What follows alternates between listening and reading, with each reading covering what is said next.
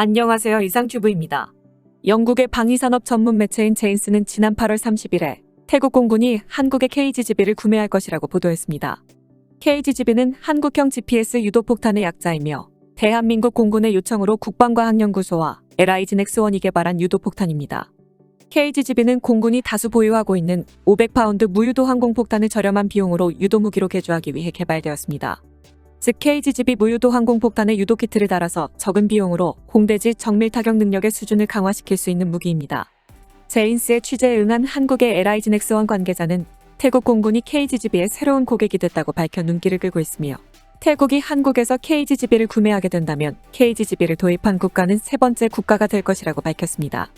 LIGNX1은 방콕에서 열린 방위장비 전시회인 디펜스 앤 시큐리트 2022에 참가해 새롭게 개발한 12.7mm 기관총을 탑재하는 RCWS를 선보였습니다.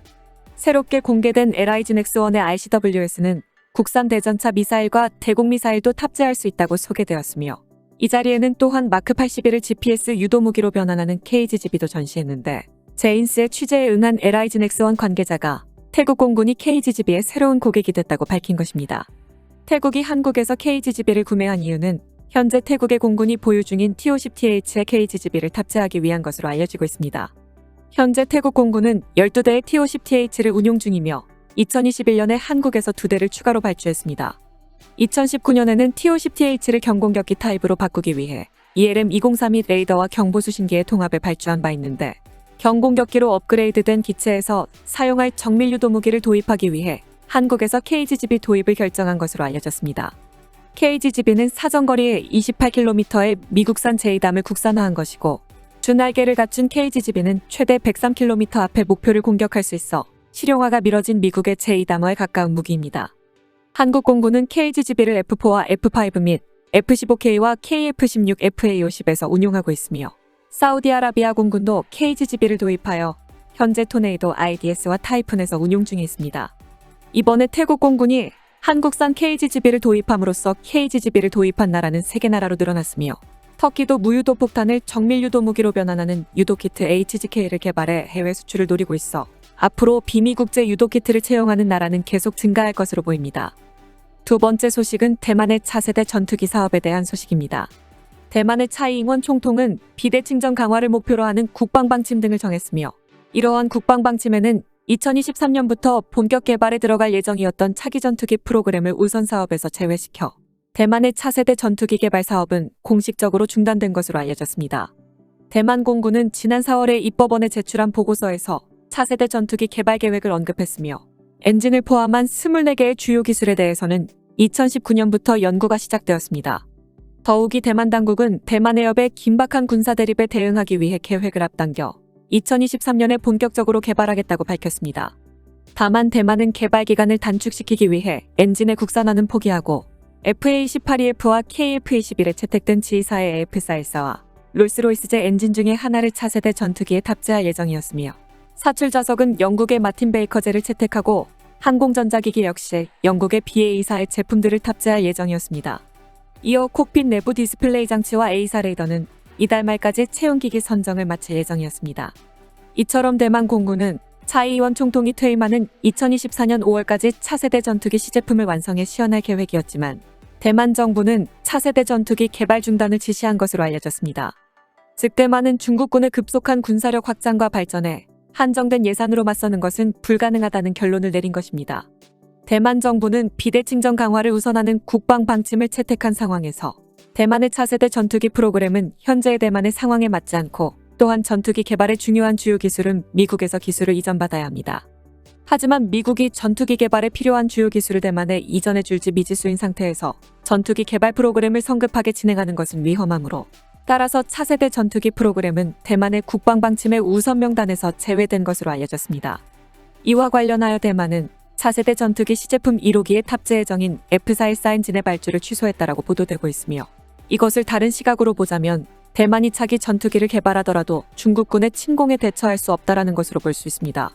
또한 미국 대선과 대만 총통선거가 실시되는 2024년경이 위험하다는 지적도 있어 대만이 전투기를 개발할 여유가 없어진 것도 이번 결정에 영향을 미친 것으로 보입니다.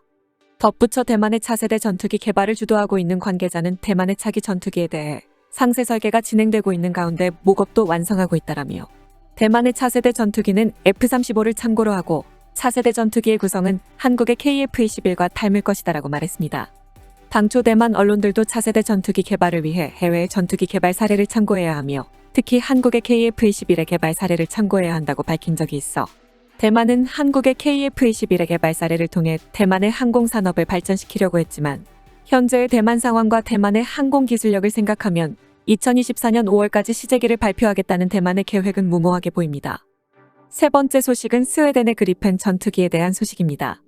미국 정치 전문 매거진인 포레인 폴리시는 지난 8월 25일에 스웨덴의 그리펜이 해외 시장에서 팔리지 않는 것은 방위 장비 시장에서도 아담 스미스의 경제 원리가 통용된다고 믿고 뛰어난 품질과 경쟁력 있는 가격을 제시하면 고객에 선택할 것이라고 착각하고 있기 때문이다라고 지적했습니다. 스웨덴산 방위 장비가 인류품이라고 자부하던 스웨덴 정부는 가만히 있어도 시장은 뛰어난 품질과 경쟁력 있는 가격을 제시한 입찰자를 뽑을 것이라고 자신해왔습니다.